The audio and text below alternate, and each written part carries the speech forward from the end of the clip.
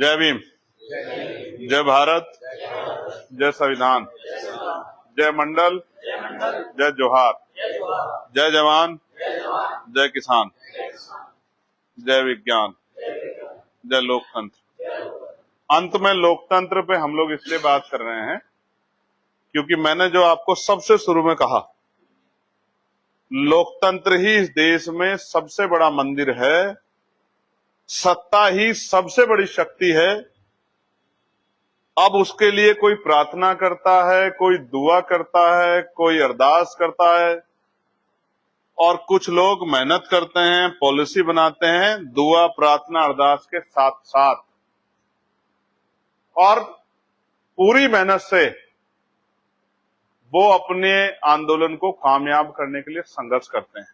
और जैसे आज यार आप और मैं डटे हुए हैं, जमीन पे बैठ के, कभी कुर्सी पे बैठ के, कभी मंच पे बैठ के, कभी बिना मंच के, कभी हाथ में माइक लेके अपनी और अपनी पार्टी की विचारधारा को घर घर तक पहुंचाने का काम करते हैं। आज मैं आपसे पॉलिसी पे बात करूंगा क्योंकि लोग जानना चाहते हैं कि आजाद समाज पार्टी अगर पावर में आएगी तो उनको क्या मिलेगा, उनके जीवन में क्या बदलाव होगा, उनके लिए क्या परिवर्तन होंगे। देखो, इस देश में केंद्र में भारतीय जनता पार्टी की सरकार और राज्यों में कई, अब 6 स्टेट के करीब कांग्रेस पार्टी की सरकार बनने जा रही है, छठी में, 5वीं और छठी में। बाकी जगह पे भारतीय जनता पार्टी ने अपने आप को स्थापित किया है। हम भारतीय जनता पार्टी के वैचारिक रूप से धुर विरोधी, लेकिन मेरा आपसे कहना है कि हमें दुश्मन को भी देखना चाहिए। हम मनुष्यता के शत्रु नहीं है, लेकिन हम विचारधारा पॉलिसी के आधार पे उनके विरोधी, और ये विरोध तब तक रहेगा जब तक हम उनकी पॉलिसी को हटा के अपनी पार्टी की पॉलिसी यानी कि अपने महापुरुषों की विचारधारा को स्थापित नहीं करें। उनकी विचारधारा क्या है कि देश में चंद लोगों के पास सारे साधन आ जाएं और बाकी सब लोग हैंड टू माउथ। इसके लिए वो हिंदू मुसलमान, सरकारी संस्थाओं का दुरुपयोग और तमाम तरह के जितने भी उन पर हथकंडे अपनाए जाते हैं वो अपनाते हैं। हम क्या कर रहे हैं, हमने पिछले 1 साल के अंदर 18 मंडलों में प्रबुद्धजन सम्मेलन किए। पहला सम्मेलन सहारनपुर में हुआ और मुरादाबाद मंडल में भी ऐतिहासिक सम्मेलन हुआ। आप लोगों ने, बिजनौर के लोगों ने हमेशा बढ़ चढ़ के हिस्सा लिया, अपनी शक्ति बनाई। पूरे प्रदेश के सारे मंडलों में, बस्ती हो, गोरखपुर हो, आगरा हो, बरेली हो, अलीगढ़ हो, मेरठ हो, सारे ही मंडलों में, लखनऊ मंडल हो, मिर्जापुर मंडल हो, सब जगह पर प्रबुद्धजन सम्मेलन हम लोगों ने किए, अपनी बात को लोगों तक पहुंचाया। फिर उसके बाद आजाद समाज पार्टी पहली ऐसी पार्टी है, आप राजनीतिक इतिहास सुनो पढ़ो, जो मजबूत है, जो नई बनी है, कल की बनी है, कुछ जिन पे चंद लोग हैं वो क्या कह देते हैं मैं उनके बारे में नहीं कहना चाहता, लेकिन आजाद समाज पार्टी इकलौती ऐसी पार्टी है जिसने मुस्लिम समस्या और संवाद के नाम से प्रदेश की राजधानी में कार्यक्रम करा है। और कार्यक्रम सिर्फ कार्यक्रम नहीं करा, जो भी विषय मुस्लिम भाइयों के साथ उनके जीवन को परेशान करने वाले हैं उन पे चर्चा की, मंच ओपन किया, सबको अपनी बात रखने का मौका दिया, अपने राष्ट्रीय स्तरीय नेताओं को बुलाया, फिर उसके एक विस्तृत रिपोर्ट कार्ड बनाया और अब हम उसको अपने पार्टी के मैनिफेस्टो में शामिल करेंगे। ये हमने उसमें काम किया। फिर उसके बाद हमने 8 बड़ी रैलियां की। पहली रैली हमने मुजफ्फरनगर में की 26 नवंबर को, और वो रैली ऐतिहासिक थी। जितने लोग ग्राउंड में थे उससे ज्यादा लोग रैली ग्राउंड तक पहुंच नहीं पाए। मैं बिजनौर के लोगों का धन्यवाद करूंगा, वो तब पहुंचे जब रैली खत्म होने वाली थी। इसके लिए मैं उनका स्वागत करता हूं। प्यारे साथियों, इन ऐतिहासिक रैली में आखिरी रैली 29 तारीख को लखीमपुर खीरी हुई। लखीमपुर खीरी की रैली भी ऐतिहासिक, पूरी गर्मी में वहां गया, टेंट के बाहर, टेंट की दूसरी तरफ, टेंट की तीसरी तरफ, टेंट के चौथी तरफ टेंट के पीछे सड़कों पे लोगों का हजूम था, बहनें, माएं, बड़े बुजुर्ग, नौजवान, पढ़े लिखे लोग, कर्मचारी, अधिकारी, किसान, नौजवान, सब लोग बड़ी संख्या में शामिल हुए। इसके बाद हमने पिछड़ा वर्ग अधिकार सम्मेलन लखनऊ में पिछड़े वर्ग के लोगों की समस्याओं को सुनने के लिए किया। हमारे नेताओं ने, राष्ट्रीय स्तर के नेताओं ने, प्रदेश स्तर के नेताओं ने अपनी बात रखी। फिर उसके बाद हमने उनकी समस्याओं का भी एक रिपोर्ट कार्ड बनाया और उसको भी हम लोग अपने मैनिफेस्टो में शामिल करेंगे। अब हम जल्द ही जून में यात्रा के कार्यक्रम में जा रहे हैं। यात्रा के बाद हम लोग, और यात्रा के बीच में हम लोग किसान समाज की समस्याओं के लिए भी एक कार्यक्रम बड़ा करेंगे और देश स्तर के किसानों को बुला के उनकी बात को सुनेंगे, उनको भी रिपोर्ट कार्ड बना के मैनिफेस्टो में शामिल करेंगे। लेकिन जब तक मैनिफेस्टो नहीं बन रहा है, जब तक कार्यक्रम नहीं हो रहा है, जब तक यात्रा शुरू होगी, इस बीच में आप जब लोगों के बीच में जाओगे तो अपनी बात को क्या कहोगे, किस तरह लोगों के बीच में अपनी पॉलिसी को रखोगे, आज इस पर चर्चा करने के लिए हम लोग खड़े, इसीलिए हम लोग इकट्ठा हुए। मैं आपसे आग्रह करूंगा, किसी भी संगठन पार्टी की शक्ति होती है, सबसे बड़ी शक्ति होती है उसका कार्यकर्ता। जिस पार्टी का कार्यकर्ता मजबूत है, उसका नेता मजबूत है, वो पार्टी मजबूत है, वो पार्टी ताकतवर भी होगी, आज नहीं तो कल। लेकिन जिसका कार्यकर्ता कमजोर है, उसका नेता कितना भी मजबूत क्यों ना हो, और जिनका कार्यकर्ता मजबूत है, उनका नेता कमजोर भी क्यों ना हो मेरे जैसा, तो भी उनकी बात पीछे नहीं। ठीक है भाई, मैं आपसे आग्रह करूंगा, आज के बाद आप बोलें या मैं बोलूं, 4 लोगों की मीटिंग हो या 40 लोगों की, या 400 लोगों की, या 4000 लोगों की, या 40,000 लोगों की, या 4 लाख लोगों की, जो बात मैं आज आपसे कह रहा हूं, इसी बात को लेके अब आपको जनता के बीच में जाना है। पहली बात क्या है, मेरे अनुभव के आधार पे हम उत्तर प्रदेश में जो सबसे बड़ी समस्या मानते हैं गरीबों के तरक्की ना होने की, उनके जीवन में बदलाव ना होने की, वो ये है कि गरीबों के पास ना जमीन है, ना व्यापार है, ना बहुत बड़ा रोजगार है, ना ही आर्थिक रूप से बहुत संपन्न है। तो उनकी तरक्की कैसे सुनिश्चित होगी, उनको आगे बढ़ने के अवसर कहां से मिलेंगे, वो मुख्य धारा में कैसे आएंगे, वो धन धनाढ्य और अच्छी सुख सुविधा को कैसे प्राप्त करेंगे, इसका मुझे एक ही कारण नजर आया। अपने पूरे महापुरुषों को पढ़ने के बाद, उनकी विचारधारा को जानने के बाद, उनके संघर्ष को जानने के बाद, उसी विद उदाहरण में आज इस बात को रखूंगा। फूले जी ने क्या कहा, साहू जी ने क्या कहा, डॉक्टर अंबेडकर ने क्या कहा, मान्यवर काशीराम जी ने क्या कहा, एपीजे अब्दुल कलाम जी ने क्या कहा, संत गाडगे जी महाराज ने क्या कहा, ब्रह्मानंद लोधी जी ने क्या कहा, मां सावित्रीबाई फुले, फातिमा शेख ने क्या कहा, वो एक ही बात मुझे नजर आती है। कयूम अंसारी जी ने क्या कहा, शिक्षा। जिस समाज को जिस तरह की शिक्षा मिलेगी, वो समाज उतनी ही तरक्की करेगा। उदाहरण भी मैं दूंगा। हमने ये तय किया है कि भारत में शिक्षा में बड़ा बाजारीकरण है, भेदभाव। जब तक शिक्षा की लाइन एक नहीं होगी, तब तक हम लोग उस तरह की सफलता हासिल नहीं कर पाएंगे। कैसे? गरीबों के बच्चे प्राइमरी स्कूल में, अमीरों के बच्चे प्राइवेट, मिडिल क्लास परिवारों के बच्चे सेमी प्राइवेट मेडिकल स्कूल में, और अमीरों के बच्चे कॉन्वेंट स्कूल में। अब कॉन्वेंट में कक्षा 5 का बच्चा और प्राइमरी स्कूल में पढ़ा, सरकारी स्कूल में पढ़ा कक्षा 12 का बच्चा। अब आप उनको इंग्लिश का कंपटीशन करा दो, मैं आपको गारंटी देकर कहता हूं कि इस रेस शुरू होने से पहले परिणाम आ जाएगा, पेपर होने से पहले। मैं ये नहीं कह रहा हूं कि सरकारी शिक्षा खराब है। एक समय था कि सरकारी शिक्षा का स्तर बहुत ऊंचा था, लेकिन उस समय देश में प्राइवेट स्कूल नहीं थे। उस समय गरीबों और अमीरों के बच्चे एक ही स्कूल में पढ़ते थे। उन्हीं में से प्रताप सिंह जी जैसे मेरे जैसे, आपके जैसे बहुत सारे पढ़े लिखे लोग निकल के आए, अपने आप को साबित किया। तो मैं ये नहीं कहता कि सरकारी शिक्षा बेकार है, सरकारी शिक्षा बेकार नहीं है, लेकिन सरकारी टीचरों को क्या शिक्षा करने का अधिकार दिया जा रहा है? क्या सरकारी टीचर सच में शिक्षित करने की तरफ, बच्चों को पढ़ाने की तरफ अपना काम कर पा रहे हैं? कभी उनकी ड्यूटी पोलियो में होती है, कभी उनकी ड्यूटी इलेक्शन में होती है, कभी गन्ना में होती है, कभी कहीं होती है, कभी नेताओं की रैलियों को सफल बनाने में होती है, कभी कहीं होती है। वो बेचारे इसी तरह से शिक्षा के काम से उनको दूर किया जा रहा है।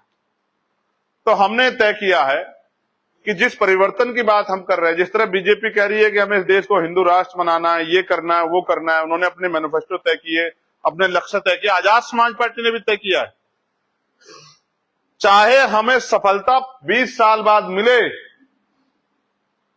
लेकिन हम इस देश में जब हमें सफलता मिलेगी और प्रदेश में जब हमें सफलता मिलेगी, जिसको हम कोशिश 27 में कर रहे हैं, हम कक्षा 1 से लेकर कक्षा 12 तक की शिक्षा मुफ्त करेंगे। और सिर्फ मुफ्त नहीं करेंगे, चाहे वो सरकारी स्कूल में पढ़े या प्राइवेट में। ऐसी पॉलिसी सरकार बनाएगी कि किसी को कक्षा 1 से 12 तक पढ़ने के लिए कोई भी पैसा नहीं देना पड़ेगा। और गुणवत्ता, सिर्फ पढ़ाई नहीं कि सिर्फ कागज देने हर साल कि ले भाई पास हो गया, पास हो गया। वो पढ़ाई जिसके लिए यहाँ के लोग कॉन्वेंट में पैसा देते हैं, या यहाँ के बड़े नेता, अभिनेता, अधिकारी, कर्मचारी अपने बच्चों को पढ़ने के लिए बोर्डिंग स्कूल विदेशों में भेजते हैं, वो शिक्षा, गुणवत्तापूर्ण शिक्षा, क्वालिटी एजुकेशन, वो आजाद समाज पार्टी काशीराम, चाहे वो ब्राह्मण का बच्चा हो या दलित का, वो वैश्य का बच्चा हो या क्षत्रिय का, वो मुसलमान का बच्चा हो या सिख का, वो जैन का बच्चा हो या बौद्ध का, कोई जाति नहीं, कोई धर्म नहीं, कोई आर्थिक पाबंदी नहीं, हर व्यक्ति को उसके बच्चे को अपने पैरों पे खड़ा करने के लिए बेहतर से बेहतर शिक्षा कक्षा 1 से 12 तक हम लोग दिलाने का काम। टीचरों को वेल क्वालिफाइड किया जाएगा, उनकी ट्रेनिंग कराई जाएगी, चाहे विदेश भेज के करानी चाहे पड़े या यहां करानी पड़े। हर तरह की टेक्नोलॉजी पे कक्षा 1 से 12 तक। और सबसे पहले बच्चे को इंसान बनाने के लिए भारतीय संविधान का एक एक इंपोर्टेंट चैप्टर आर्टिकल के रूप में उनको हम लोग पढ़ाने का काम करेंगे, कि उसको पता लगे कि उसका अधिकार क्या है, उसका कर्तव्य क्या है, उसको कैसे जीना है, उसको कैसे रहना है, क्या बात उसको नहीं कहनी, क्या बात कहने से उसको जो है अपराध की संज्ञा में वो जा सकता है, किसी धर्म का, किसी जाति का, किसी धार्मिक उसको अपमान नहीं करना है, सबको साथ लेके चलना है। इस बात की गारंटी सुनिश्चित करते एक बेहतर इंसान बनाने के लिए कक्षा 1 से कक्षा 12 की, चाहे वो सरकारी में पढ़े या प्राइवेट में, शिक्षा हम सरकारी स्कूल को इस लेवल का बनाएंगे कि प्राइवेट स्कूल के टीचर भी अपने बच्चों की पढ़ाई उसी सरकारी स्कूल में कराएंगे। ये हमारी प्रैक्टिस में हम ना कोई मुनाफा करेंगे, ना हम इसमें कोई वो करेंगे कि हमारा कोई अपना निजी वो हो। इसमें इसको हम इस तरह से स्ट्रक्चर करेंगे कि जीडीपी का, राजकोष का चाहे 6 की जगह 10% पैसा शिक्षा पे लग जाए, लेकिन शिक्षा का बजट इतना होगा कि कोई भी बच्चा बिना शिक्षा के नहीं रहेगा, जिसके माँ बाप भी नहीं होंगे, जिसके घर में कोई कमाने वाला नहीं होगा, वो भी उसी क्लास में बैठ के पढ़ेगा जहां डीएमएसपी का बच्चा पढ़ेगा, नेता मंत्री का बच्चा पढ़ेगा, पैसे वाले का बच्चा पढ़ेगा, उसी क्लास में। और उसकी सारी सुविधाओं का ध्यान सरकार रखेगी।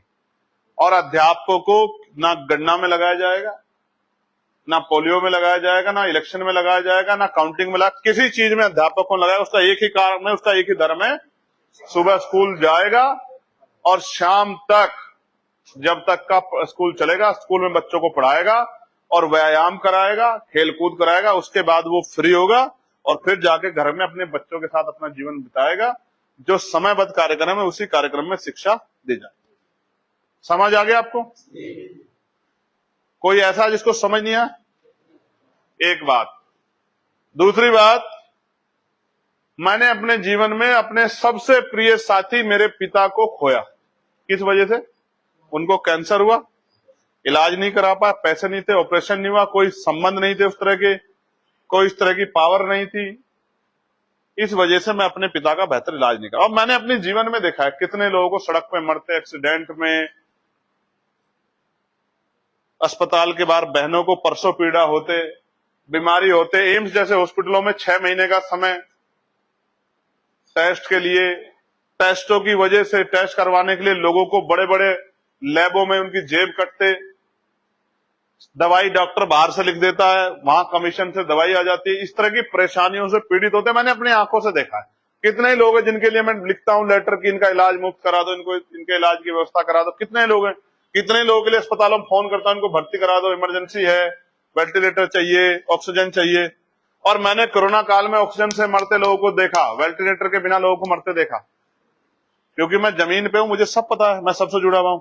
तो हम ये सुनिश्चित करेंगे उत्तर प्रदेश में, और जब देश में हमारी सत्ता आएगी, चाहे वो 20 साल बाद क्यों ना आए, हम कोशिश तो करेंगे अगली योजना में आ जाए, लेकिन चाहे वो कभी भी आए, ये हमारा लक्ष्य होगा कि चाहे कुछ हो जाए, हम किसी व्यक्ति को इलाज की कमी कारण मरने नहीं देंगे। वो किसी जाति का हो, किसी धर्म का हो, वो किसी क्षेत्र का हो ना। अगर उसको सोचो सड़क पर दुर्घटना हुई तो ना पुलिस ना डॉक्टर उसको ये पूछेंगे कि आप किस जाति के हो, किस स्टेट के हो, किस धर्म के हो, आप अमीर हो, गरीब हो। सबसे पहले प्रायोरिटी ये है कि उसका इलाज सुनिश्चित होना चाहिए, चाहे उसके ऊपर 1 रुपए से लेके 1000 करोड़ रुपए क्यों ना लगे। उसकी जीवन रक्षा के लिए जो बेहतर हो सकता है वो हम करेंगे ही करेंगे।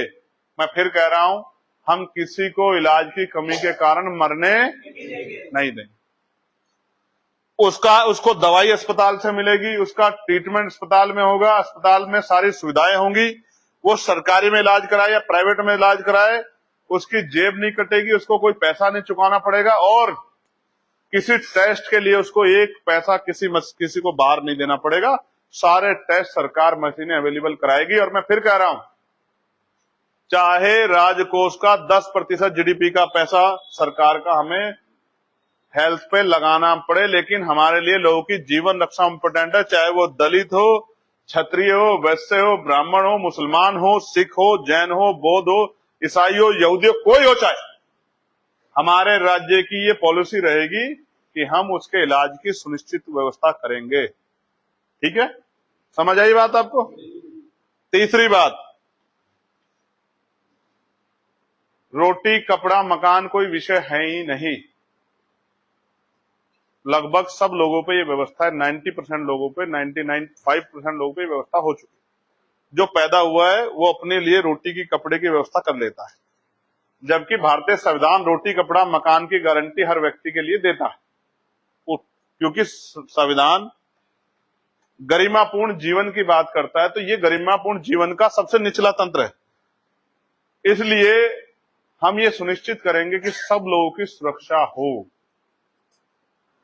किसी बहन बेटी का अपमान ना हो, किसी की हत्या ना हो, किसी का बलात्कार ना हो, किसी को जला ना जाए, किसी को मारा ना जाए, किसी को लूटा ना जाए, किसी भाई की बुजुर्ग की हत्या ना हो, किसी की जमीन ना छीनी जाए, किसी को परेशान ना किया जाए, किसी का नुकसान ना किया जाए, चाहे वो व्यापारी हो या आम आदमी हो।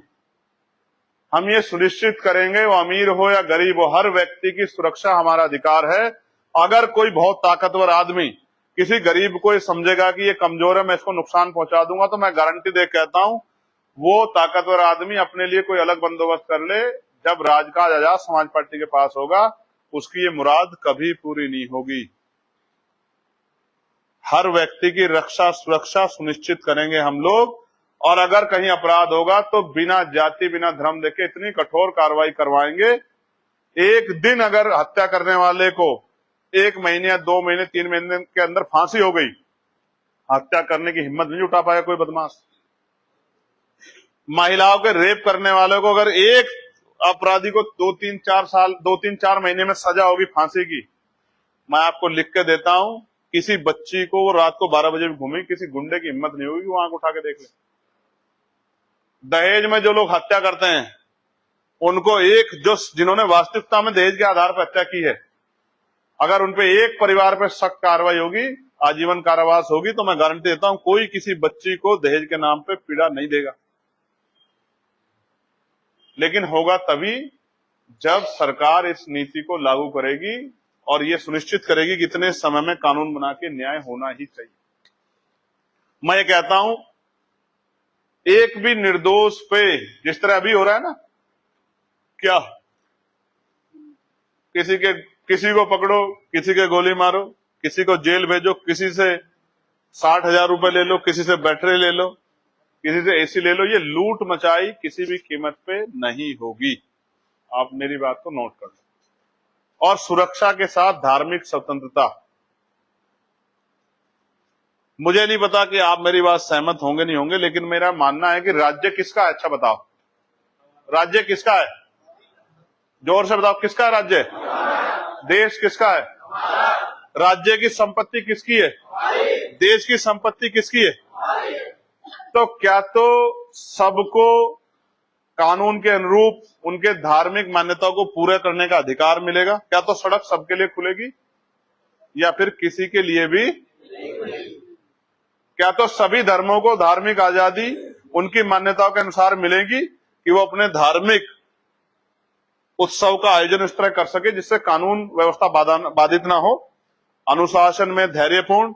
या फिर किसी को भी ये छूट नहीं मिलेगी कि वो उसकी वजह से कोई आदमी अस्पताल जाता हुआ भीड़ में जाम में फंस के मर जाए? ऐसी व्यवस्था किसी के लिए नहीं। समझे आप? जरूरी है ये। किसी भीड़ को, किसी भी धर्म की हो, किसी भी रंग की, ये छूट नहीं दी जा सकती वो भीड़ हिंसा करके किसी की मॉब लिंचिंग कर ले। ये हम किसी भी कीमत पे होने। लोगों में कानून के प्रति सम्मान होना चाहिए, डर भी होना चाहिए।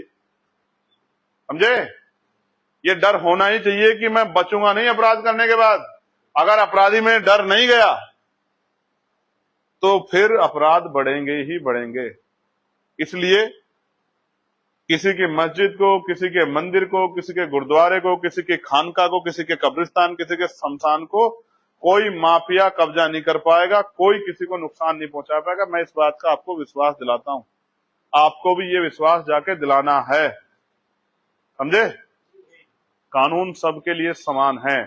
कानून ना जाति देखेगा, ना धर्म देखेगा, ना अमीर देखेगा, ना गरीब देखेगा, ना पहुंच देखेगा, ना उसकी कोई देखरेख करने वाली, ये कोई चीज कानून नहीं देखेगा। कानून का काम है कानून के तरीके से काम करना। कोई किसी से, व्यापारी से, कर्मचारी से, अधिकारी से कोई किसी तरह का शोषण नहीं करता। ठीक है? चौथी और इंपॉर्टेंट बात,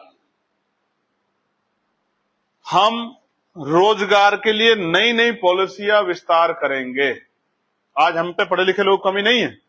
राज्य के एडमिनिस्ट्रेशन के सीनियर कर्मचारी चलाते हैं, पॉलिसियां बनाते हैं, राज्य सरकार उसमें योगदान देती है, लेकिन हम पे राज्य चलाने वाले लोग हैं। हमारे महापुरुषों ने जिस तरह के संघ दिए हैं, जिस तरह की नीतियां दी हैं, हम पे है व्यवस्था की हम ग्रामीण इकोनॉमी को इतना बढ़ा सकते हैं कि रोजगार के लिए प्लान नहीं होगा। आज हमारे जिले को, औरों को मत जाओ, इस जिले के लाखों लोग दूसरे प्रदेशों में जाके अपने परिवार से दूर रह के अपना पेट पालने काम करते हैं और मर जाते हैं।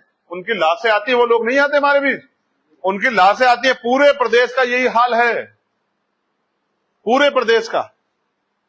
वो वहां क्षेत्र के आधार पे, धर्म के आधार पे, जाति के आधार पे, भाषा के आधार पे अपमानित होते हैं, पीड़ित होते हैं, शोषित होते हैं अपने ही देश में। इस अन्याय को हमें रोकना पड़ेगा। इसलिए हम लोग रोजगार की व्यवस्था करेंगे क्षेत्रों में, ग्रामीण इकोनॉमी को, स्पेशली किसानों को, खेती किसानी को हम लोग बढ़ावा देंगे। उस तरह के, जिस तरह के पुराने हमारे महापुरुषों ने, मैं जानता हूं, आज बताऊंगा कैमरे पे, सबको पता लग जाएगा, फिर वो यही बातें करने लग जाएंगे। देखो मेरी बात तो सोशल मीडिया और आपके जरिए जाएगी, उनकी बात जाएगी टीवी पे जिसके 5 करोड़ सब्सक्राइबर हैं। एकदम देखिए नेताजी ने कितनी अच्छी पॉलिसी दे दी। मैं आपको गारंटी देता हूं इसी पॉलिसी को कॉपी करेंगे लोग आप आने वाले समय में। देखना जो मैं आज आपसे कह रहा हूं। मैं आपको बता देना चाहता हूं, चौधरी महाराज सिंह भारती ने जो पॉलिसी दी है किसानों के लिए, कमेरों के लिए, ग्रामीण इकोनॉमी को बढ़ाने के लिए, हम लोग उसको लागू करेंगे हर उस पे, पॉलिसी पे। मैं गारंटी देता हूं आपको। चौधरी महाराज सिंह भारती के देखो नेता ढूंढ ढूंढ के पढ़ेंगे आज, उनके जो वो रिसर्चर पढ़ेंगे कि चौधरी महाराज सिंह ने क्या कहा। अर्जक संघ ने जो पॉलिसी दी है उसको हम लोग लागू करेंगे। देखो कैसे नहीं होता ग्रामीण व्यवस्था, ग्रामीण अर्थव्यवस्था का विस्तार कैसे नहीं होता, कैसे गांव में रोजगार नहीं मिलता, देखो मैं दिखाता हूं आपको। फिर हम लोग नए उद्योग धंधे लागू लगाएंगे क्षेत्रों में, पढ़े लिखे लोगों को रोजगार देंगे, नौजवानों को रोजगार देंगे जो आज घर बैठे हैं। हम लोग महिलाओं को गांव में रोजगार देंगे। सरकार उद्योगों को ग्रामीण क्षेत्रों में जोड़ेगी, कच्चा माल वहां तैयार होगा, कंपनियों में जाएगा, वहां पक्का माल तैयार होगा, उसको मार्केट में लेके आ जाएगा, गवर्नमेंट उसको खरीदेगी, सरकारी इंस्टीट्यूशनों में उसी प्रोडक्ट को यूज करेगी। जो व्यापार हमें दूसरे देशों से, चाइना, बांग्लादेश, तमाम जगह खरीदना पड़ता है, जो चीजें वो हम लोग अपने देश में निर्मित कराएंगे, अपने प्रदेश में निर्मित कराएंगे, उसको हम लोग अपने लोगों को उसका काम देंगे। देखो कैसे नहीं बढ़ती इकोनॉमी। हम जितनी सरकारी नौकरियां हैं उनको हम लोग पक्की नौकरियों को सुरक्षित करेंगे और नई नौकरियों को भी सर्जित करेंगे और बैकलॉग भरने का काम करेंगे। योग्य व्यक्ति को संख्या के आधार पर जो आरक्षण व्यवस्था को लागू करके नौकरी देने का काम करेंगे।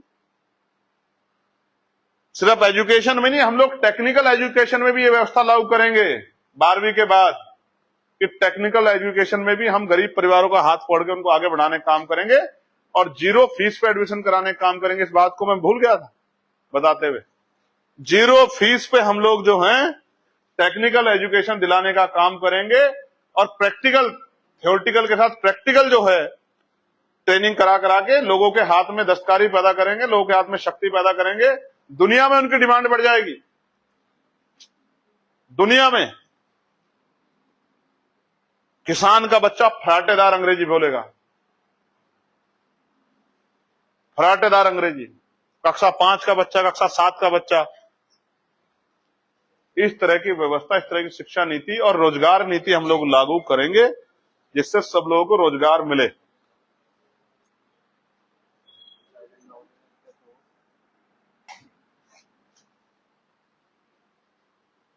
प्यारे साथियों, मैं अपनी बात को आगे बढ़ाता हूं। अब तक मैं आपसे 4 चीजों पे बात कर चुका हूं। इन सारे सुधार में हमें अधिकारी कर्मचारियों की और स्पेशली पुलिस के साथियों के सहयोग की आवश्यकता पड़ेगी। तो हम ये जो देश का, प्रदेश का सुरक्षा तंत्र रहेगा, पुलिस के भाइयों के लिए सबसे बड़ा सुधार का कार्यक्रम हम लोग करेंगे कि उनकी 8 घंटे की ड्यूटी हम लोग सुनिश्चित करेंगे। उनको सप्ताह में 1 दिन छुट्टी की व्यवस्था सरकार ने सरकारी कर्मचारियों की तरह हम लोग करेंगे। उनके साथ साथ उनकी वेतन विसंगता और बॉर्डर स्कीम से जो परेशान है वो भी दूर करेंगे।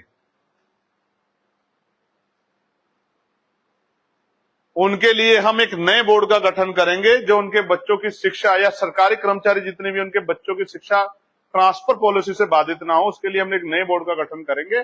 और अगर उनका कहीं से कहीं ट्रांसफर होता तो वही सिलेबस उसी पैटर्न पे वहां चल रहा होगा तो उनकी पढ़ाई बाधित नहीं होगी। और कर्मचारियों के लिए हम लोग आवास व्यवस्था लागू करेंगे कि उनको कहीं उस तरह के आवास में ना रहना पड़े, वो उसी तरह के सिस्टम का हिस्सा बनकर रहें, ये हम लोग सुनिश्चित करेंगे। साथ साथ अगर वो एक्स्ट्रा काम करते हैं 8 घंटे के बाद तो उनको भी ओवर टाइम पॉलिसी हम लोग उनके लिए लेके आए, जिससे कि उनको अपना घर चलाने के लिए कोई गलत काम ना करना पड़े, उनकी छवि खराब हो, सरकार की छवि खराब हो, लोगों के मन में उनके प्रति कोई इस तरह का भ्रष्टाचार का भाव जाए, इस बात का ध्यान रखते हुए हम लोग काम करें। फिर मुख्यतः आगे बढ़ते हुए स्पेशली महिलाओं के सम्मान, सुरक्षा, अधिकार, सशक्तिकरण को हम लोग सुनिश्चित करेंगे, जिसके लिए मैं आपको पहले भी सुरक्षा की व्यवस्था वाले विषय पे बात बता चुका हूं। बेटियों की पढ़ाई, बेटियों को रोजगार, बेटियों को सम्मान का जीवन, बेटियों को सिस्टम में बड़ा हिस्सा लगाना और बेटियों को पॉलिटिकल हिस्सेदारी देना, बेटियों को आगे बढ़ाते हुए, बहनों को आगे बढ़ाते हुए उनको अपने पैरों पर खड़ा करना और उनको ग्रामीण क्षेत्रों में महिलाओं को रोजगार प्रदान करना, उनको अपमान के जीवन से बाहर निकालना। मैं बहुत बड़े समाज को जानता हूं जो दूसरों खेतों में मजदूरी करके, भट्टों पे मजदूरी करके, कंपनियों में उस तरह काम करके या फिर पशु पाल के अपना जीवन यापन करते हैं, अपमान का जीवन जी रहे। समय आ गया है कि उनकी गरीबी, बेबसी, लाचारी की बेड़ियां काटने का और उनको सम्मान का जीवन देने। इससे आगे बढ़ते हुए हम लोग राज्य में जहां हमें अवसर मिल जाएगा, उत्तर प्रदेश में हम लोग पुरानी पेंशन को लागू करेंगे, पुरानी पेंशन पॉलिसी को हम लोग लागू करें।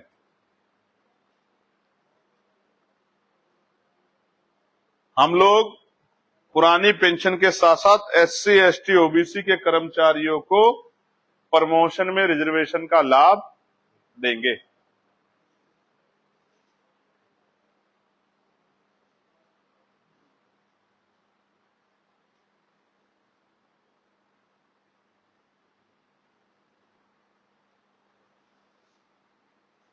एक अति महत्वपूर्ण जो काम आज इस देश में होना चाहिए, प्रदेश में और देश में होना चाहिए। आपको याद है कि बिजली का जो ये प्रीपेड मीटर था, इसकी आवाज लोकसभा में किसने उठाई? और सिर्फ आवाज ही नहीं उठाई, जो सबसे बड़ा संशय था इस बीच में, वो संशय ये था कि प्रीपेड मीटर स्वैच्छिक है या ऑप्शनल है। प्रीपेड मीटर स्वैच्छिक हैं या ऑप्शनल हैं, इनको नहीं, स्वैच्छिक हैं या रेगुलर हैं, ये एक बड़ा सवाल सबके मन में था, क्योंकि राज्य सरकार कह रही थी लगाने ही पड़ेंगे, इनको आप रोक नहीं सकते हो। और जब मैंने पार्लियामेंट में सवाल पूछा तो मैंने इस बात को दूसरी बार मंत्री जी से पूछा कि ये ऑप्शनल है या रेगुलरिटी है, तो मंत्री जी ने कहा कि ये स्वैच्छिक हैं, अपने मन से कोई लगवाना चाहे लगवा सकता है, जोर जबरदस्ती नहीं। अगर कहीं ऐसा होता है तो हम कार्रवाई करेंगे। मैं इसी की इंतजार कर रहा था। देखो, लोकतंत्र की शक्ति समझो, मैं अकेला सांसद, नगीना ने चुन के भेजा, लेकिन लड़ाई थी पूरे देश के लोगों की। और बताओ, पूरे देश के लोगों में भी और स्पेशली उत्तर प्रदेश के लोगों को रिलीफ मिला है नहीं मिला? आप बताओ। ये है लोकतंत्र की शक्ति। जो कहते थे कि एक अकेला क्या करेगा, उस एक अकेले ने पूरे प्रदेश के लोगों को, हालांकि अगर देश भर के लोग भी अपनी लड़ाई लड़ें तो उनके प्रदेशों में भी राहत मिल सकती है, लेकिन उत्तर प्रदेश के लोगों को इस राहत को दिलाने का काम आजाद समाज पार्टी काशीराम के कार्यकर्ता और नगीना के सांसद, आप सबके भाई, आपके बेटे ने कराने का काम किया। ये आपके वोट की शक्ति है। अपने लोकसभा क्षेत्र के ही लोगों का करोड़ों रुपए बचेगा, याद रखना। कनेक्शन चेक करा लो, कितने कनेक्शन होंगे जिले में? लाखों कनेक्शन होंगे। और अभी प्रीपेड मीटर के जरिए 5, 6, 7 हजार रुपए बिल आने लगा था। आप पोस्ट पेड के जरिए, और बिजली भी कट जाएगी, ये भी हो जाएगा, वो भी हो जाएगा। मैंने सवाल पूछा, अगर कोई मजदूर, जिसको मजदूरी नहीं मिली, उसकी जेब में पैसे नहीं, तो क्या उसका परिवार अंधेरे में रहेगा? उसकी बेटी, उसका बेटा अंधेरे में रहेगा? क्या उनकी पढ़ाई, उनका भविष्य अंधेरे में रहेगा? जो सरकारी डिपार्टमेंट है, और छोड़ो इनकी गलत पॉलिसियां, देखो, जो सरकारी डिपार्टमेंट है, जो धार्मिक स्थल है, जिनको बिजली वो है मुफ्त है, मीटर तो वहां भी लग रहे हैं। अब वो जो उनका बजट सरकार देती है, सरकारी जितने भी जो है अपने जो है डिपार्टमेंट है, जितने भी उनके ऑफिस है, जितना भी स्ट्रक्चर है, उनका बजट आता है, वो एक बार आता है मार्च में। अब अगर उनका बिल जमा नहीं होगा, उनके उसमें वहां पैसा नहीं होगा, तो क्या वो सारे दफ्तरों की बिजली कट जाएगी? क्या जिलाधिकारी के दफ्तर की बिजली कट जाएगी? कमिश्नर के दफ्तर की बिजली कट जाएगी? SSP थाने की, क्या खुद बिजली घर अपनी बिजली काट देगा?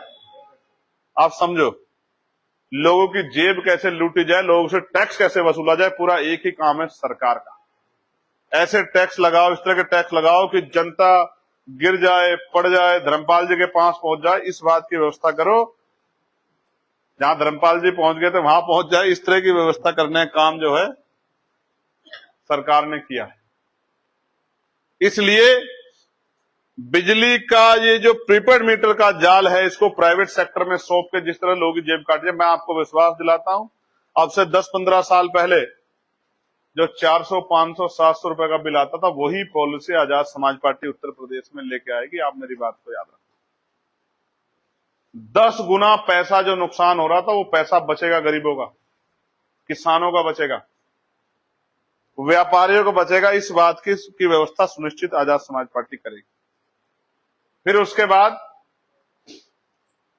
जो महत्वपूर्ण है, मुझे नजर आता, मुझे नहीं पता मुझसे कितने लोग सहमत होंगे, लेकिन पार्टी की पॉलिसी भाई ये है।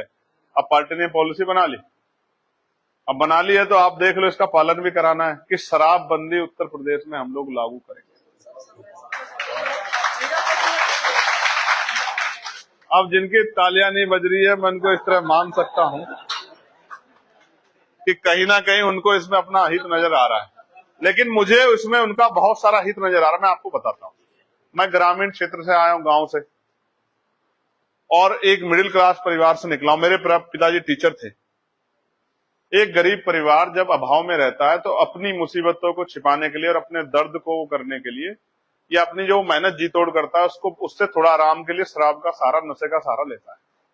लेकिन मैं आपको गारंटी से कहता हूं, कितने ही विवादों की जड़ शराब है, कितनी ही दुर्घटनाओं में मृत्यु की जड़ शराब है, कितने ही विवादों की, परिवार के टूटने की, पारिवारिक कलह की, पति पत्नी की झगड़े की, माँ बाप के झगड़े की, बच्चों के कुपोषण की, बच्चों की के मनों पे दुष्प्रभाव की, सबसे बड़ा कारण शराब है।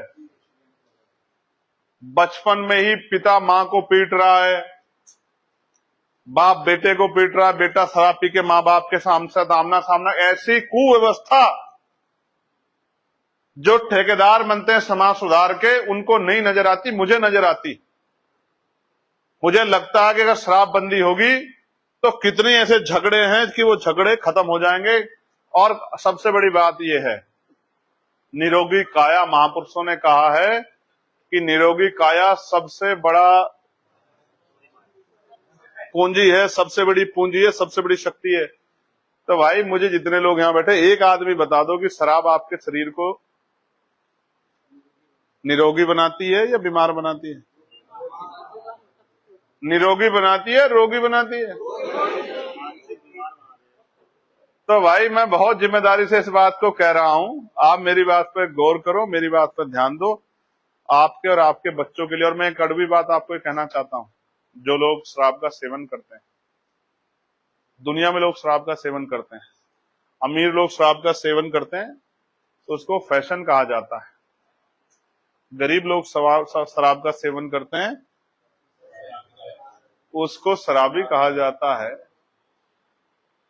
आप महसूस करके देखो, आप सड़क पर चले शराब पी के और आप किसी दुर्घटना का शिकार हो गए, या फिर कोई दूसरा गाड़ी वाला शराब पी के गाड़ी चला रहा है और उसकी दुर्घटना का आप शिकार हो गए, नुकसान तो आप ही का हुआ ना। लेकिन जिन बच्चों से आप प्यार करते हैं, अपने जिस माँ से, बहन से, पत्नी से, भाई से, पिता से, उनका क्या होगा? वो किसके भरोसे छोड़ के जा रहे हो? इस ऐसे समाज व्यवस्था में जहां बुढ़ापे में बच्चे अपने माँ बाप को छोड़ देते हैं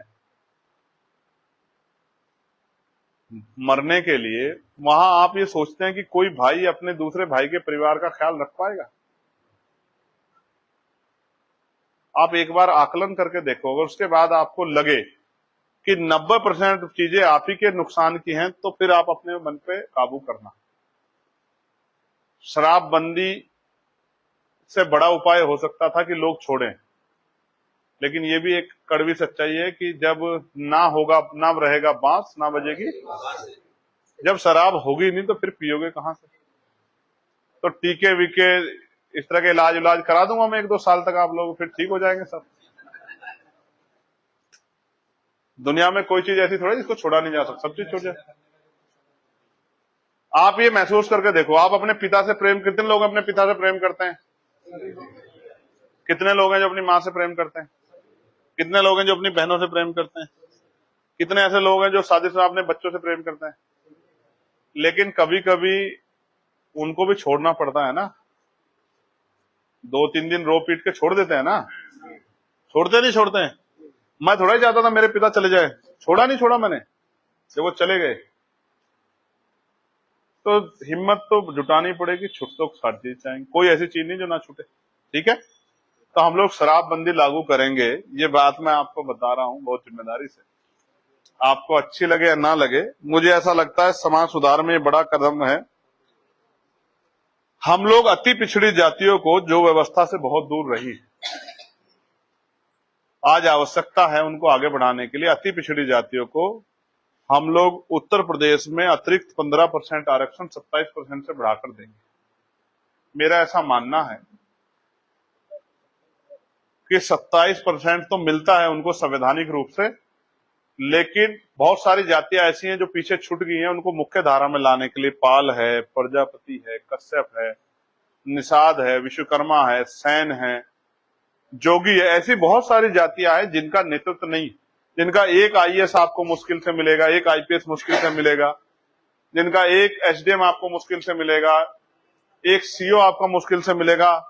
कहीं नाम सुन लेंगे तो ऐसा लगेगा कि ये कैसे हो गया भाई। मैं आपको आज विश्वास दिलाता हूं, आज प्रदेश को आवश्यकता कि उन वर्गों का प्रतिनिधित्व भी सुनिश्चित हो, इसलिए उनको 15% अतिरिक्त आरक्षण हम लोग व्यवस्था कराएंगे। और सरकार तो कह रही थी कि हम वो कर रहे हैं सब कैटेगराइजेशन, लेकिन मैं आपको विश्वास दिलाता हूं सरकार करे ना करे, लेकिन अति दलित जातियों के लिए भी हम लोग 5% अतिरिक्त आरक्षण की व्यवस्था करेंगे। ये बात मैं आज आपको बता रहा हूं, जिनको मिल रहा है उनका कटेगा नहीं, और जिनको नहीं मिल रहा है उनको विशेष अवसर आजाद समाज पार्टी देगी। ये आजाद समाज पार्टी की सामाजिक न्याय की नीति में शामिल है। ठीक है, ये बात आप अच्छी तरह से जाने और इस बात को रखें, इसमें बिल्कुल ना घबराएं। ये वो चीजें मैं आपको बता रहा हूं जो आप समझो, जैसे भारतीय जनता पार्टी ने कहा कि राम मंदिर बनाएंगे, 377 हटाएंगे, 3 तलाक हटाएंगे, 35 हटाएंगे, ये करेंगे, ये हमारी पॉलिसी का वो हिस्सा है जिसको हम करेंगे ही करेंगे। जितनी शक्ति जब होगी उतनी शक्ति से करेंगे ही करेंगे। हम किसानों को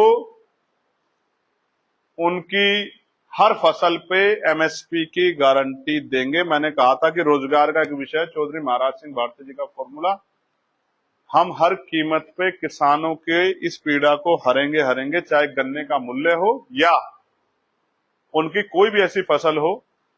क्योंकि मैंने किसानों को बर्बाद होते देखा, गोभी लगाते हैं और 10 दिन के बाद वो गोभी जू तो कटती है, जितना आमदनी लगाते हैं उतने भी उनको पैसे नहीं मिलते हैं। खर्च होता है 1 क्विंटल पे 500 रुपए और बिकती है 200 रुपए की। टमाटर का भी ये हाल रहता है, आलू का भी ये हाल रहता है। जो भी फसल होती है हमारे आसपास उत्तर प्रदेश की, हर फसल को चिन्हित किया जाएगा और एमएसपी की गारंटी सरकार देगी। और सारी फसलों को कहां लेके जाया जाएगा, कोई फसल नहीं बचेगी, सबको जो समय के अनुरूप फसल और फल वो होंगे, फसल होगी या फल होंगे, उनको सरकारी स्कूलों में बच्चों को शक्तिवान बनाने के लिए, ताकतवर बनाने के लिए सरकार देगी। खूब खाइए, मजबूत रहिए, कोई कुपोषण का शिकार नहीं होगा बच्चा। घर में उसको कुछ मिले ना मिले, लेकिन स्कूल में उसको इतना कुछ मिलेगा कि वो मजबूत शरीर का होगा और अपना जाके तरक्की की लड़ाई लड़ेगा अपनी। और अंत में आखिरी जो बात है इंपॉर्टेंट, शहरों के विकास हुए हैं, ये बात काफी हद तक सही है। पूर्ण विकास नहीं हुए, ये भी बात सही, लेकिन ग्रामीण क्षेत्र अभी भी विकास से बहुत दूर। सड़कें ही नहीं बनी, बिजली के तार इधर को जा रहे हैं, बिजली के खंभे उधर को लगे हैं, नाली नहीं है, निकासी की पानी व्यवस्था नहीं, डूब रहे हैं, रोजगार नहीं है, खेल कूद के मैदान नहीं है, ग्राम पार्क नहीं है, रोड ट्रैक नहीं है स्पोर्ट के, ग्रामीण प्रतिभाओं का सम्मान नहीं है। पैसा हो, पावर हो, रिलेशन हो तो आगे बढ़ जाएगा आदमी। अब आईपीएल में आप देख लीजिए, कह रहे थे इससे गरीब लोग आएंगे, कितने लोग आए गरीब? जो अभी गया टीम में बाहर बैठा है, करोड़ों रुपए में बेचा जा रहा है, करोड़ों रुपए में खरीदा जा रहा है, करोड़ों रुपए कमाए जा रहे हैं, सब अमीरों की जेब चला गया। कितने ऐसे प्लेयर हैं जिनमें काबिलियत है, पीछे बिठा रखे हैं पिछली लाइन में। मैं आपको विश्वास दिलाता हूं, ग्रामीण प्रतिभाओं का सम्मान करेगी सरकार, ग्राम को, शहर को भी बसाएगी, शहर को मजबूत करेगी, लेकिन गांव कोई ऐसा नहीं बचेगा जिसका विकास सुनिश्चित ना हो। ग्रामीण क्षेत्रों में विकास की गति को तेज किया जाएगा, सड़कें शानदार होंगी, बिजली पानी की व्यवस्था होगी, निकासी होगी, नालियों की व्यवस्था होगी, तालाब बनेंगे, सौंदर्यीकरण होगा, स्कूल बनेंगे, ग्रामीण क्षेत्रों में छोटे हॉस्पिटल बनेंगे, जहां आवश्यकता होगी बड़े हॉस्पिटल बनेंगे, जहां एम्स की आवश्यकता होगी एम्स बनेगा, जहां मेडिकल कॉलेज की आवश्यकता है मेडिकल कॉलेज बनेगा। एक एक चीज को सुनिश्चित करते हुए गांव को ऐसा चमकाया जाएगा, बनाया जाएगा कि शहर का आदमी कहेगा कि मैं गांव में जाके रहना चाहता हूं, गांव में जाके अपने आप के जीवन को आगे बढ़ाना चाहता हूं। मैं आपको इस बात का, और हर गांव को शहर के साथ इस तरह से जोड़ा जाएगा कि अगर कोई आवश्यकता पड़ेगी तो 15, 20, 25 मिनट में जिला मुख्यालय पे आदमी पहुंच जाएगा। हालांकि सुविधाएं तो जिला मुख्यालय से पहले भी मिलेंगी, लेकिन अगर जिला मुख्यालय भी पहुंचना चाहता है, ट्रेन के लिंक हो, बस सेवा हो, अब जो जोमेटो और ये सब चीजें आप देखते हो जो शहरों को मिलते हैं, मैं आपको विश्वास दिलाता हूं ग्रामीण क्षेत्रों तक डिलीवरियां होंगी, कोरियर पहुंचेंगे, ग्रामीण क्षेत्रों में भी ये चीजें जाएंगी। मैं दुनिया का अध्ययन करके आया हूं, मैं वहां गाड़ी में बैठ के घूमने नहीं गया था मेरे दोस्तों। गाड़ी तो मैंने उनको दिखाई जो गाड़ी देखना चाहते हैं, जो गाड़ी देखना चाहते हैं मैंने उनको गाड़ी दिखाई, और जो अपने बच्चों का और अपने समाज का, अपने क्षेत्र का, अपने प्रदेश का, अपने जिले का भविष्य देखना चाहते हैं, आप और मैं वो लोग, मैंने आपको बताया कि मैं क्या करके आया। और आज मैं आपको कह रहा हूं, आप सब लोग गवाह रहेंगे, जो बात मैंने आपसे कही है आपने नहीं सुनी होगी, लेकिन अगले 4-5 दिन बाद नेताओं की पीसी में आप इस बात को सुन लेना। वो कहेंगे हम ये करेंगे, ये करेंगे। अगर आप इतने पॉलिसी वाले थे, जैसे एक पार्टी ने कहा, उनके नेता ने, कि हम लोग पुरानी पेंशन लागू करेंगे।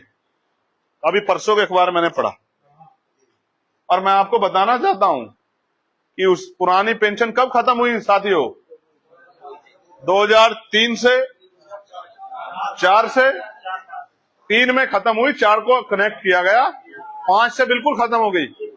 लेकिन वो सरकार 2012 से 17 रही, क्यों नहीं किया आपने?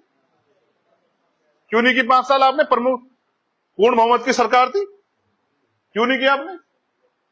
क्योंकि आज आपको उनका वोट चाहिए। जिन महापुरुषों के नाम पे बने जिले आपने बर्बाद कर दिए। आज तक भी बाबा साहब अम्बेडकर की जयंती की परमिशन नहीं मिलती है, सतगुरु रविदास जी की जयंती की परमिशन नहीं मिलती है, महर्षि कश्यप की जयंती की परमिशन नहीं मिलती है, राष्ट्रपिता फूले जी की जयंती की परमिशन नहीं मिलती है। आज भी आपको मूर्ति लगानी हो अपने गुरु घर में तो आपको परमिशन लेनी पड़ेगी। अपने घर में लगानी हो, अपने गुरु घर में लगानी हो, अपने धार्मिक स्थल पे लगानी हो, अपने पार्क में लगानी हो, बिना परमिशन के नहीं हो। तो मैं आपको गारंटी देता हूं, सरकार की लड़ाई मूर्तियों की नहीं रहेगी, लेकिन किसी के भी धार्मिक उत्सव में कोई खलल नहीं पड़ेगा। परमिशन भी मिलेगी, सहयोग भी मिलेगा, और अपने महापुरुषों के जयंती प्रकाश पर्व को मनाने के लिए पूर्ण आजादी मिलेगी। कोई इसको रोक नहीं पाएगा, इस बात की मैं आपको गारंटी दूं। जिन चीजों के लिए आज घूमते हो ना, जिन चीजों के लिए आज घूमते हो कि साहब दे दो परमिशन, दे दो परमिशन, और अधिकारी भगाते हैं, भागो भागो भागो, मैं गारंटी देता हूं वो अधिकारी आपके गांव में आएंगे और गांव में आके परमिशन सुनिश्चित करेंगे, और ये पूछेंगे किसी और चीज की आवश्यकता हो तो बताओ। क्योंकि भाई चंद्रशेखर ने कहा कि अगर दिक्कत उनको होगी तो दिक्कत आपको भी होगी शाम तक। समझे मेरी बात को? मैं आज विश्वास दिलाता हूं, चाहे वो हमारे मुस्लिम समाज के लोग हों, चाहे वो हमारे हिंदू समाज के लोग हों, चाहे हमारे सिख समाज के लोग हों, चाहे हमारे जैन समाज के लोग हों, चाहे हमारे वो किसी भी समाज के लोग हों, उनकी धार्मिक मान्यताओं को, धार्मिक स्थलों को संरक्षित करेगी सरकार। इस बात को एफिडेविट लिखवा के मुझसे नोट करवा लो। कोई बुलडोजर चलाना आसान है, किसी का घर बनाना, स्थल बनाना बहुत मुश्किल है। ये सारी चीजें ऐसे भगा देंगे बुलडोजर को जैसे सहारनपुर में भाग गया था। लेकिन ये सारे काम होंगे कैसे, सवाल ये। इसके लिए हमें राजशक्ति बनानी पड़ेगी। राजशक्ति तब बनेगी जब हर आदमी अपने निजी लाभ से ऊपर उठ के काम करेगा।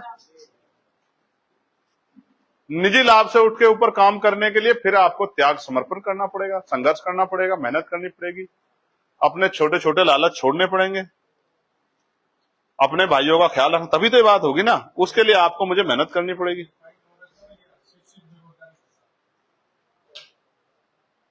ये मैंने नोट कराया था, ओमपाल जी इसको कह रहे हैं कि मैं इसको दोहरा दूं।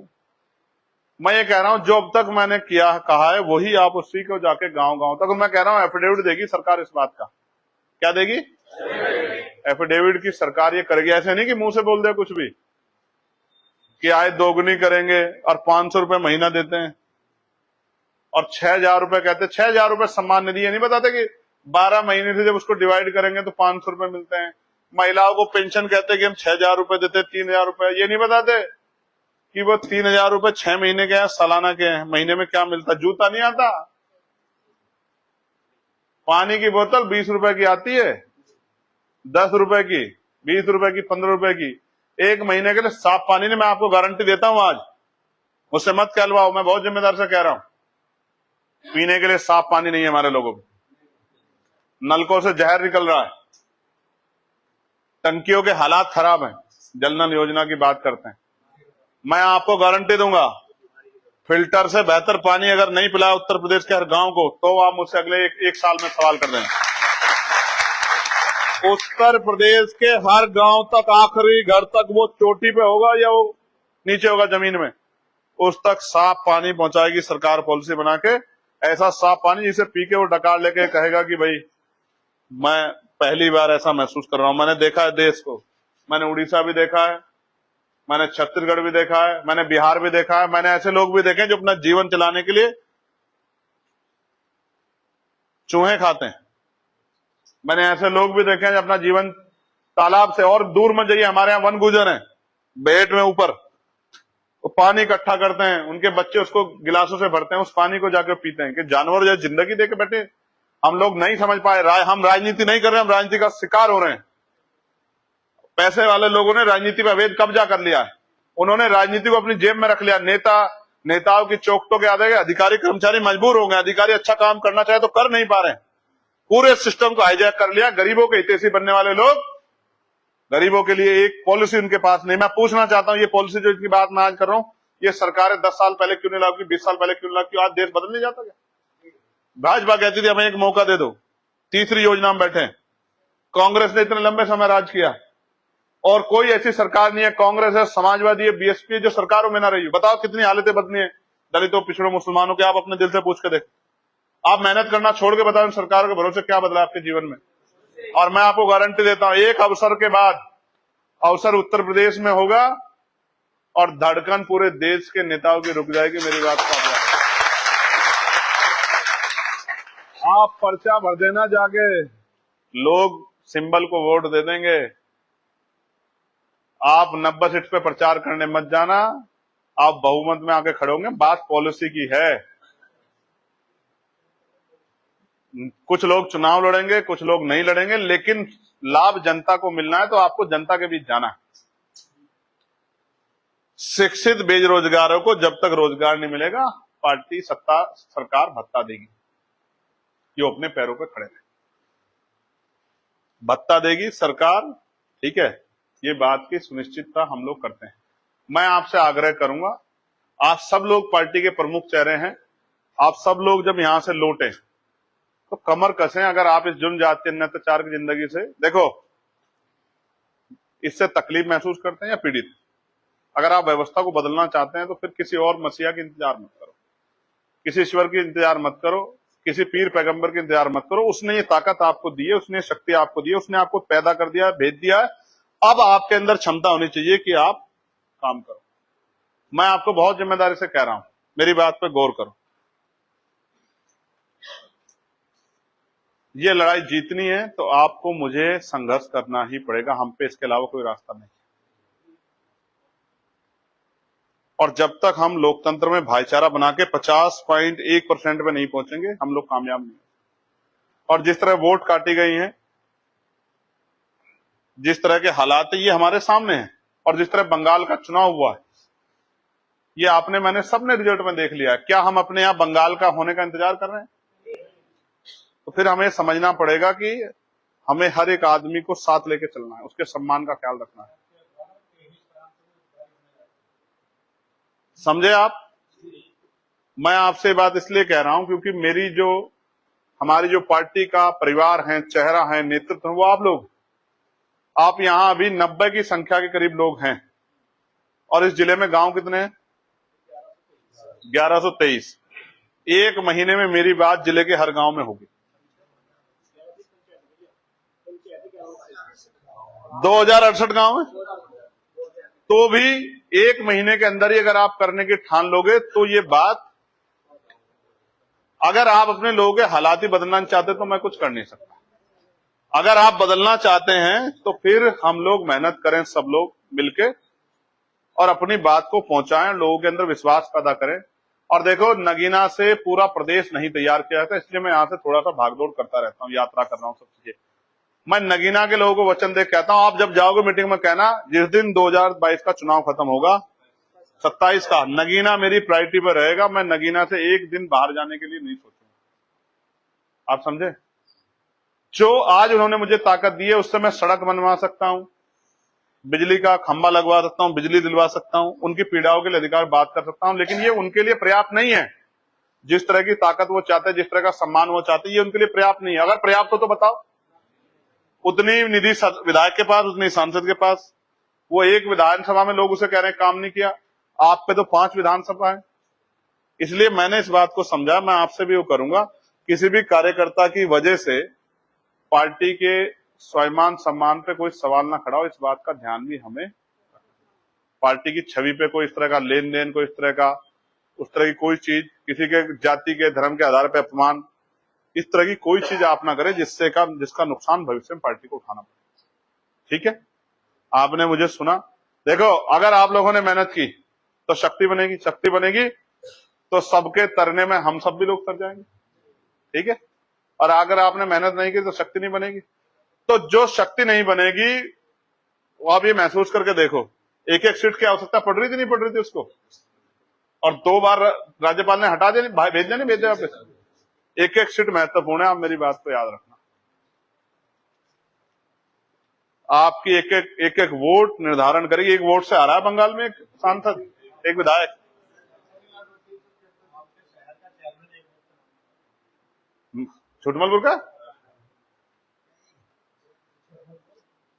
छुटमलपुर का हमारे यहाँ का एक वोट से है, हमारे यहाँ चेयरमैन। हाँ, एक वोट से है। पहले 7 वोट से जीत गया, फिर काउंटिंग हुई, फिर 1 वोट से जीता हुआ। तो मैं बात आपको इसलिए कह रहा हूं, एक एक वोट अहमियत रखती है। एक एक वोट, अगर आप अपने समाज के हालात बताओ, मुसलमान पीड़ित हैं या नहीं, पहले बताओ। बताओ, दलित समाज के लोग पीड़ित हैं या नहीं है? बताओ, पिछड़े वर्ग के लोग पीड़ित हैं या नहीं है? बताओ, किसान पीड़ित है नहीं पीड़ित है? बताओ, मजदूर पीड़ित है नहीं पीड़ित है? तो फिर ये समझो, जब सब पीड़ित हैं और हम शक्ति बना के अगले 6 महीने में उनकी मदद कर सकते हैं, और अगर हम ये मदद नहीं कर रहे हैं तो हम उनके लिए अच्छे लोग हैं, गुनहगार हैं। ये फैसला आप कर लेना। आपने मुझे सुना, मैं आप सबका साधुवाद करता हूं, धन्यवाद करता हूं। आप सबके लिए मंगल कामना है। उम्मीद है सब तक बात पहुंचेगी, उम्मीद है सब लोग जाके काम करेंगे। इनकी सूची बना के, अभी कोई नहीं हिलेगा, अनुशासन बहुत जरूरी है। सूची बना के मुझे दे देना। अब जब लोग बाहर रह गए होंगे या दोबारा जब मैं आऊंगा तो फिर उन सब लोगों के साथ मीटिंग करके उनको करना। ठीक है? अभी हम लोग एक चिंतन शिविर बुलाएंगे 2 दिन का, बिजनौर के भी कुछ लोगों को उसमें आमंत्रित करेंगे। हमने तय कर लिया कि इस चुनाव को हम जंग की तरह लड़ेंगे और अपनी पूरी ताकत लगा देंगे। देखो, वो सीबीआई से, ईडी, इनकम टैक्स से तो कुछ नहीं बिगाड़ सकते हमारा। ठीक है? एक उन्होंने हथकंडा और वो किया था, उसको भी वो फेल हो गए। ठीक है? उल्टे उन पे मुकदमे दर्ज हो गए कोर्ट द्वारा।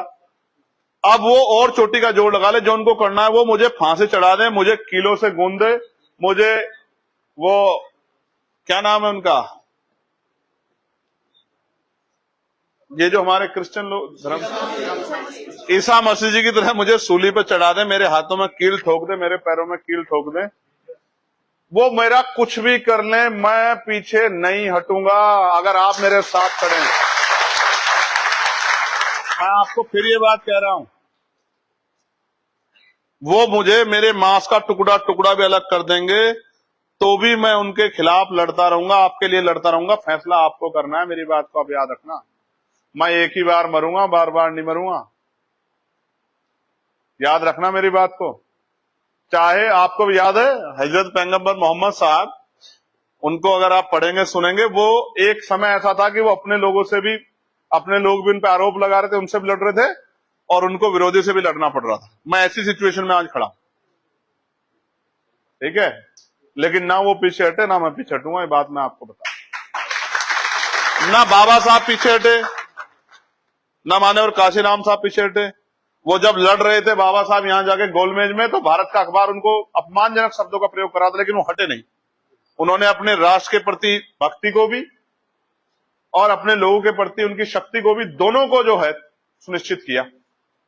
ये उन्होंने, उनका कमिटमेंट था। उनको किसी ने झोंका नहीं। वो चाहते तो दुनिया में जाके पैसा कमा ले, वो चाहते थे कि राष्ट्रपति बने रहते, प्राइम मिनिस्टर बने रहते, लेकिन उन्होंने आप लोगों की लड़ाई को लड़ना स्वीकार किया। ये कमिटमेंट। ऐसे ही मान्यवर काशीराम साहब ने अपना सब कुछ खत्म कर दिया। आज के नेताओं की तरह नहीं, अपने परिवार का ख्याल नहीं रखा, किसी नौकरी की परवाह नहीं की, एक गज जमीन नहीं ली, कुछ नहीं किया, सब कुछ खत्म कर दिया, सिर्फ समाज के लिए, बहुजन समाज को पैरों पे खड़ा करना। इसलिए मैं आपसे कह रहा हूं, आज मेरे अंदर जो हिम्मत है वो 1000 सूर्य जितनी है। कितनी? 1000 सूर्य की जितनी, इतनी हिम्मत है आज मेरे अंदर। मैं किसी भी तरह के अपमान, आरोप, त्याग, संघर्ष करने की हिम्मत रखता हूं। आज मैं 1 लाख लोगों के मुकाबले काम करने की हिम्मत रखता हूं। मुझे आज कोई तोड़ नहीं सकता, खरीद नहीं सकता, कमजोर नहीं कर सकता, गिरा नहीं सकता, सिवाय आपके। लेकिन ये हिम्मत कब तक बरकरार रखोगे, ये आपकी जिम्मेदारी।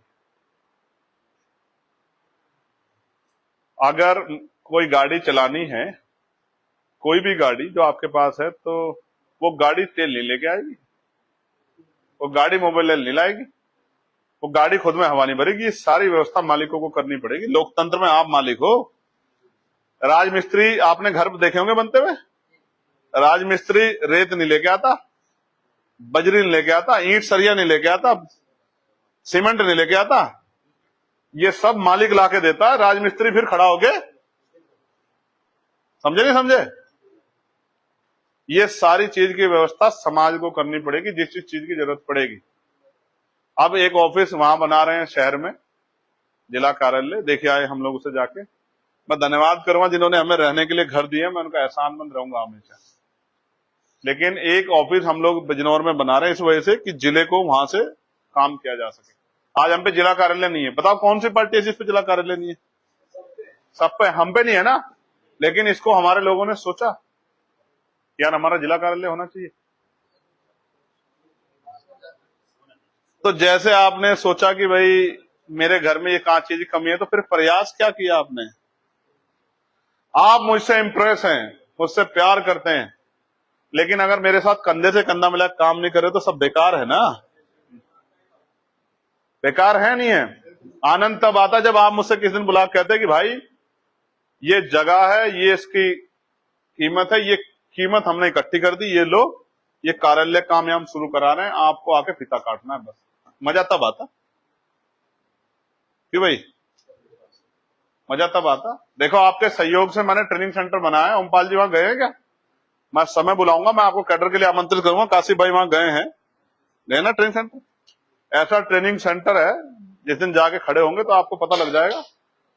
और मेरे नाम पे नहीं है, वो पार्टी के नाम पे है। आज मैं चला रहा हूं, पार्टी काम कर रहा हूं, कल कोई और करेगा, वो पार्टी का है, पार्टी पर रहेगा।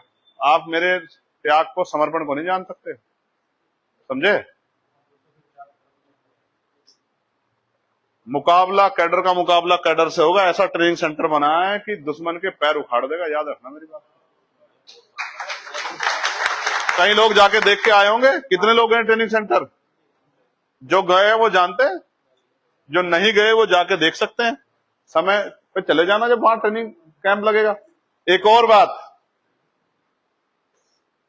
मैं यहां आया, मैं कितनी गाड़ी लेके आता हूं? 2। काफिले में गाड़ी कितनी चलती है? किसकी है वो? आपकी। लेकिन विरोधी क्या कहता है? इतना बड़ा काफिला कहां से लेके चलता है भाई? समझे नहीं समझे? बात को समझो, गंभीरता की बात बता रहा हूं। वो तो सैकड़ों गाड़ी का काफिला लेके चलते हैं। चलो यहां तो मैं 2 भी लिया, अभी मैं लखनऊ जाता हूं तो मैं फ्लाइट से जाता हूं, तो मैं बिना गाड़ी के जाता हूं। तो काफिला तो वहां भी इतना ही बड़ा होता है। तो दुश्मन क्या कहता है, आपके विरोधी क्या कहते हैं? तो इतना बड़ा काफिला कहां लेगा? उनको तो फंडिंग हो रही है। जब यहां से जीते, जब लड़ रहे थे, क्या कहते थे? इनको 20,000 वोट मिलेगा। जब टक्कर की तरफ को बढ़ने लगे तो कहा इनकी वजह से हार जाएगी, बीजेपी जीत जाएगी। जब जीतने की तरफ बढ़ने लगे तो क्या कहा? कि ये जीत गए तो भाजपा में जाके मंत्री बन जाएंगे। फिर कहा जीत गए तो अकेला क्या कर लेगा, कोने में बैठा रहेगा। इनकी एक मुराद नहीं पूरी होनी थी ऊपर वाले ने।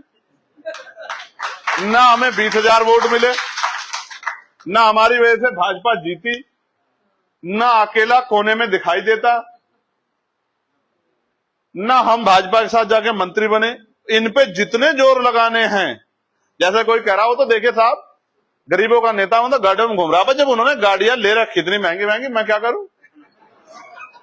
वहां तो आरक्षण नहीं है, उन्होंने अपनी मेहनत से ले रखी।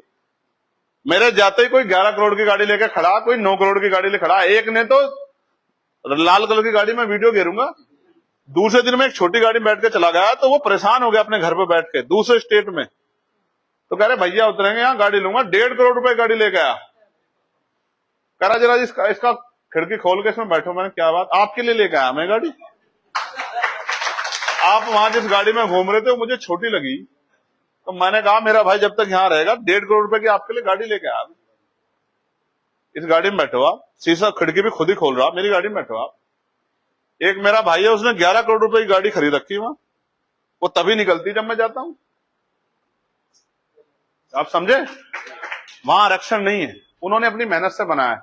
दर्द इनको हो रहा भारत वालों में, नुका जी गाड़ियों में घूम रहे, अब गरीबों का नेता अमीरों बड़ी बड़ी गाड़ियों में घूमता। भाई उन्होंने मेहनत करे कमाई हुई गाड़ियां। मैं यहां अगर आपकी गाड़ी में बैठ के घूमने लग जाऊं फॉर्च्यूनर में, तो भाई मेरी थोड़ा हो जाएगी, तो आपकी मेहनत की है क्यों भाई। मुझे तो सफर तय करना है, मैं तो प्लेन में भी जाता हूं, मैं तो बस में भी जाता हूं, मैं तो रात मोटरसाइकिल पे भी घूम रहा था, मैं तो स्कूटर पे भी जाता हूं, मेट्रो पे भी जाता हूं, रिक्शा में भी जाता हूं, तो सब मेरी होगी और मेरी है सारी। बताओ तुम क्या करोगे, मेरी है। समझे, मैं ये बात आपको इसलिए बता रहा हूं, आपका विरोधी एडी चोटी के जोड़ लगाएगा आपके बीच गुमराह पैदा करने के लिए। क्यों, क्योंकि वो मुकाबला नहीं कर सकता। मेरा चैलेंज है मुकाबला करे, जो कैडर कहता हूं मैं हिम्मत है वो मुकाबला करे, जमीन पर तर्क से बात करे। जाओ, अगर तुमने हरा दिया तर्क में तो हम मान जाएंगे। पश्चिमी उत्तर प्रदेश को मैं गारंटी देता हूं, अगर आपने कमर कस ली और इसके बाद हर जिले में इस तरह कमर कस ली, मैं आपको गारंटी देता हूं पश्चिम उत्तर प्रदेश में आजाद समाज पार्टी का मुकाबला नहीं कर पाएगा कोई। कैलकुलेशन बता देता हूं, मैंने बताइए 94 सीटें आगरा, अलीगढ़, मेरठ, मुरादाबाद, सहारनपुर मंडल में कितनी सीटें, 94 सीटें। 94 सीटों में पिछली जो पार्टी थी विपक्ष की, उनका अलायंस था कई पार्टियों का, उनकी अपनी पार्टी आरएलडी, स्वयं प्रसाद मौर्य, केशव देव मौर्य, संजय चौहान, पल्लवी पटेल, ओम प्रकाश राजभर, स्वयं प्रसाद, ये धर्म सिंह सैनी, तमाम लोग थे। 94 में सीट कितनी जीते, 31। 31 में मुसलमानों ने 95% वोट दिया उनको, ठीक है। 31, किसी में हार जीत का अंतर 20,000 से ज्यादा नहीं है, एक आदि को छोड़ के। 31, 63 भारतीय जनता पार्टी के पास, उनके अलायंस के पास। फिर चुनाव हुआ, उपचुनाव खतौली में, हमने जिता दिया वो सहयोग करके। फिर होगी 32 में से 9 आरएलडी के पास, मुख्य विपक्ष में 24।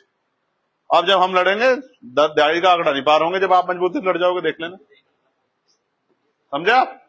लेकिन उसके विपरीत आप यहां एक सीट पे लड़े लोकसभा की, 5 विधानसभा आप जीते, बढ़िया अंतर से जीते, उनके एडी चोटी के जोड़ लगाने के बाद जीते। अगर अभी भी समीकरण समझ नहीं आ रहा बंगाल के बाद, तो फिर मैं क्या कर सकता हूं।